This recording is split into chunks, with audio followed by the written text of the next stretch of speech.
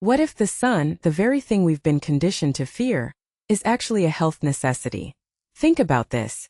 Our bodies evolved under sunlight, yet today we're told to slather on sunscreen, avoid midday rays, and cover up at all costs.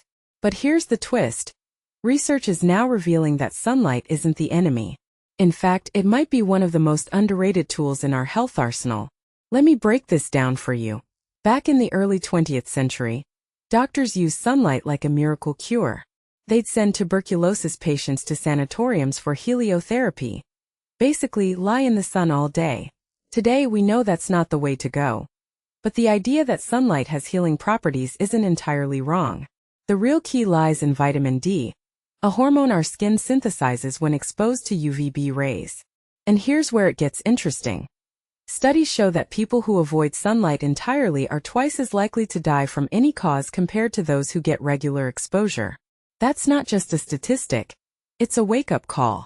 We're treating sunlight like a toxin when in reality, it's a critical nutrient. But here's the catch. Not everyone needs the same amount of sun. Light-skinned folks might get enough vitamin D in 10 minutes of midday sun, while darker-skinned individuals could need up to 25 minutes. Why? Melanin, the pigment that gives us color, acts like a natural sunscreen. It's brilliant for protection but also slows vitamin D production. This means people with darker skin are at higher risk of deficiency, especially in winter. Yet, how often do we hear about this in public health messaging? Rarely. It's a blind spot in the sun is bad narrative. We need to rethink how we advise people. This isn't one size fits all.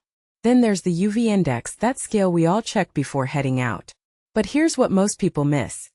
UVB rays, the ones that make vitamin D, peak around midday, while UVA rays, the aging ones, are strongest all day. So, if you're trying to optimize your sun exposure, you want to be out during the middle of the day, but only for a few minutes. And here's the kicker. Even a short burst of sun can be enough, as long as you're exposing enough skin. But if you're someone with fair skin or a history of skin cancer, this balance is even more delicate. You need to be strategic, not just avoid the sun entirely. It's about smart exposure, not fear-based avoidance. Now let's talk about climate change. Warmer temperatures aren't just melting glaciers. They're increasing UV radiation at the surface. Places that used to have mild summers now have scorching heat waves, and people there aren't prepared. Skin cancer rates in Scandinavia have gone up by 4% annually, and it's directly linked to these changes. But here's the irony. The same people who are now at higher risk of skin cancer were once told to get a healthy tan for their health. The advice has flipped, but the underlying problem, our body's need for sunlight, remains unchanged. And what happens if we don't get enough sun? Vitamin D deficiency isn't just about bone health. It's linked to immune dysfunction, mood disorders, and even increased cancer risk. In cities like London, where winters are gray and skies are often overcast, vitamin D deficiency is rampant. The solution? Fortified foods. But here's the thing. Relying solely on diet isn't enough. We need to be intentional about sun exposure, especially in regions where sunlight is scarce. Yet, the message is still muddled. Should we be getting more sun? Less? It's confusing, and that's a problem. So where do we go from here? The future of sun advice is moving toward personalization.